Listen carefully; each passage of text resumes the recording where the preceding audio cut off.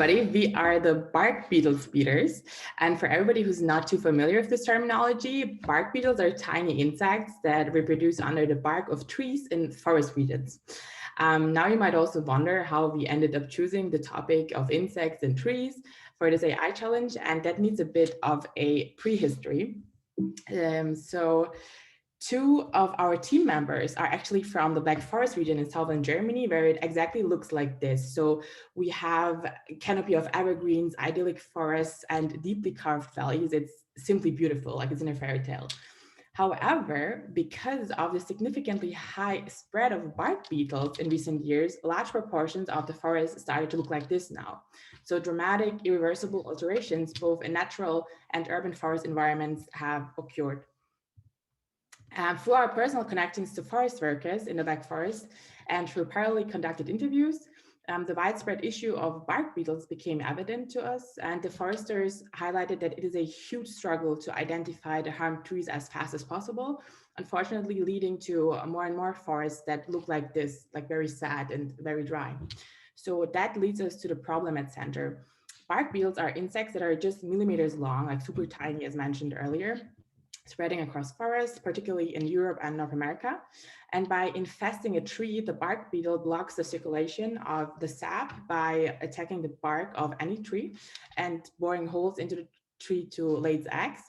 And although bark beetle infestations are a regular force of natural change in forested ecosystems, several of the current outbreaks are the largest and most severe in recorded history due to the climate change. So we have rising heat, we have drought, we have more intense wildfires, destroyed habitats, and reduced carbon storage. And all of these factors increase the widespread and severe bark beetle outbreaks. And this is a highly important issue that needs to be addressed in order to preserve the forests and keep the ecosystem alive, basically.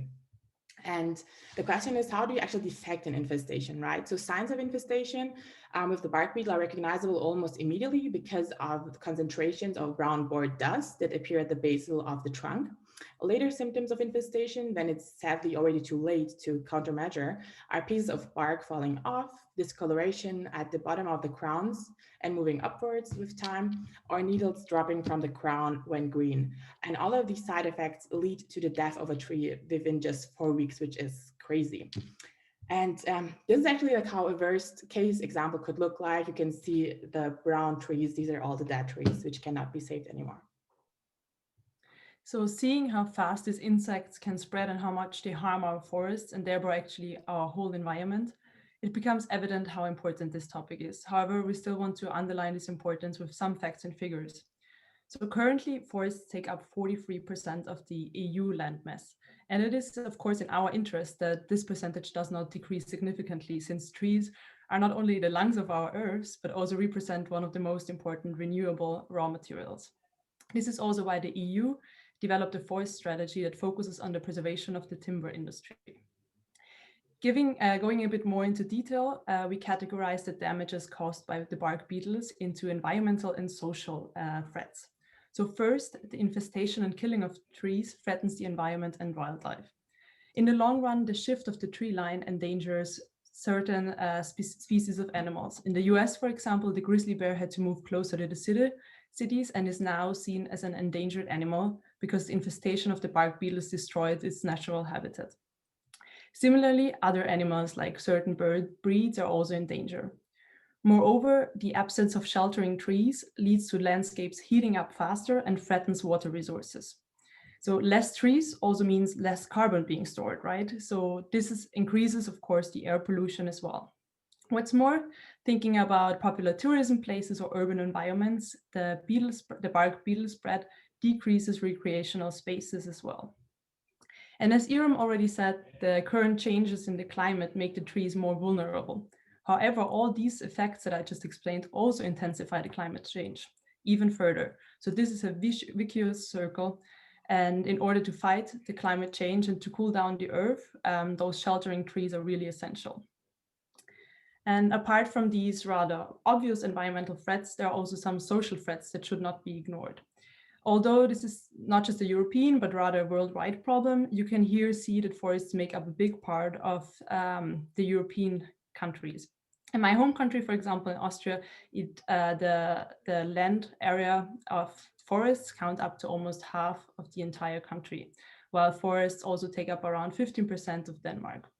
Thus, the forest industry often plays an important role for the overall well-being of the country. And especially in Central Europe, spruce forests are a key source of income for many, and thus this deforestation leads to an immense loss of the timber industry. This can even go so far that it can threaten the livelihood of some forest owners and workers. But of course, it also comes with high costs for governments. So as healthy forests are from utmost importance for us, reforesting is currently the only solution. However, this is of course very time-consuming and costly. To put it into numbers, 1 hectare of planting new trees costs between 5,000 and 10,000 euros. Having presented the nature of the problem that we are currently facing, I'm now going to discuss how AI can get us one step closer to solving this issue. When it comes to bark beetle infestation, the most important variable, as we just learned, that we have to consider is time. This is exactly where we can bring value to the table. Our AI solution helps us to accelerate the process of detecting bark beetle infested trees in large forest areas by automating the process to limit its spread.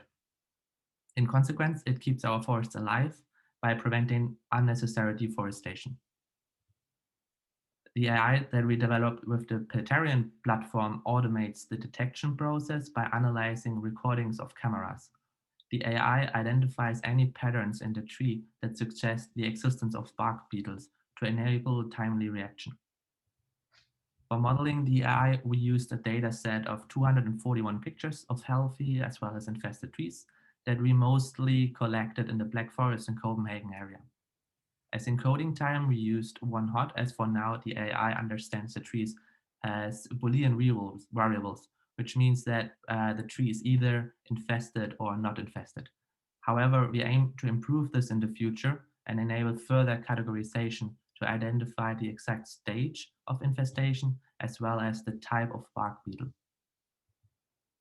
Now let us give you a demonstration of how this process of our AI solution could look like in the real world.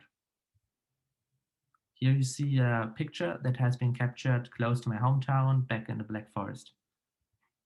We screen the forest by using 360-degree cameras that we attach to forest vehicles to cover as many trees as possible, as well as use live video feeds from stationary cameras, which is, for example, really widely used in Austria. Following, the AI will identify the trees in the footage and analyze for any potential patterns that suggest bark beetle infestation. As you can see in this example, most trees appear to be completely healthy. However, there's an exception. One of the trees happens to be infested. So what happens next? Once an infested tree has been identified, the exact location will be shared with the local forest authority to immediately cut the tree and transport it out of the forest to prevent any further spread. This recording demonstrates a little bit how our AI was able to identify all infested trees in our testing. In this little testing here, we uploaded different pictures of trees that obviously have not yet been in the data set into the model. As the recording illustrates, the AI is pretty accurate in identifying the infested ones within the sample.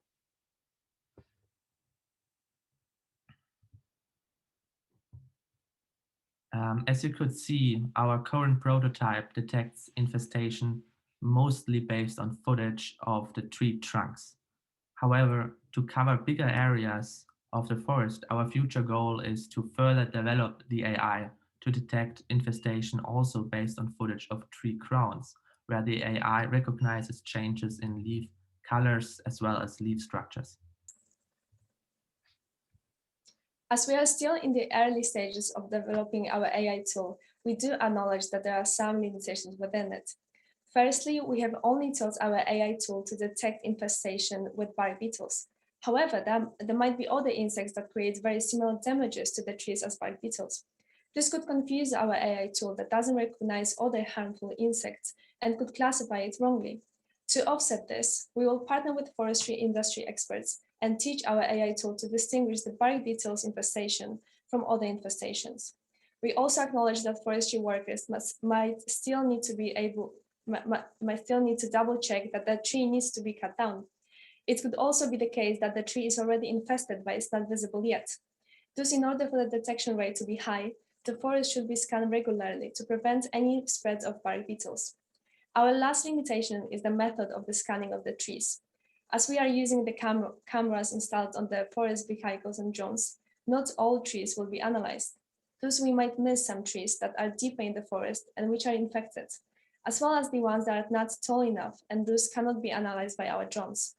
To offset this, we will look into finding other solutions and methods of scanning the forests to enable scanning more trees. However, even if we don't scan all the trees, every tree that can be scanned prevents the spread of the bark beetles.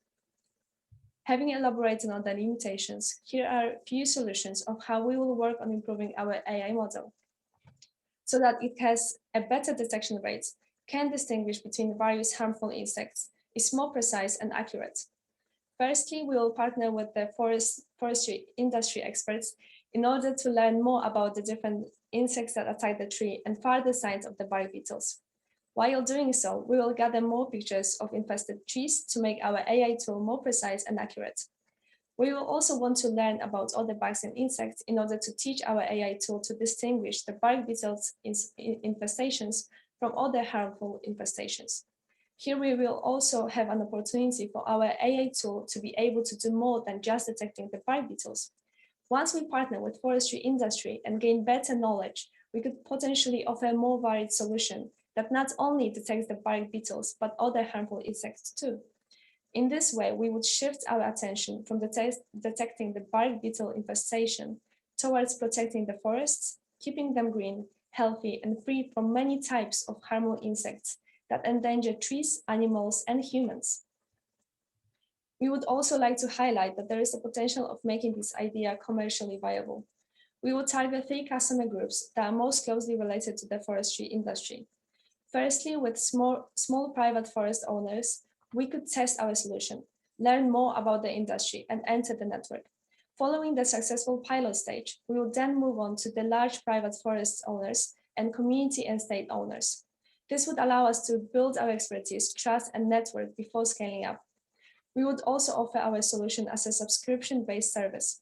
There would also be a free and premium version in order to encourage trial, gather data, and make it easy to sign up for multiple customers. We are an international team of master's students in entrepreneurship at Copenhagen Business School. We come from different countries and different backgrounds with different areas of expertise. However, what combines us is our passion for finding solutions of how to keep our environment green, safe, and sustainable. Thank you for your attention.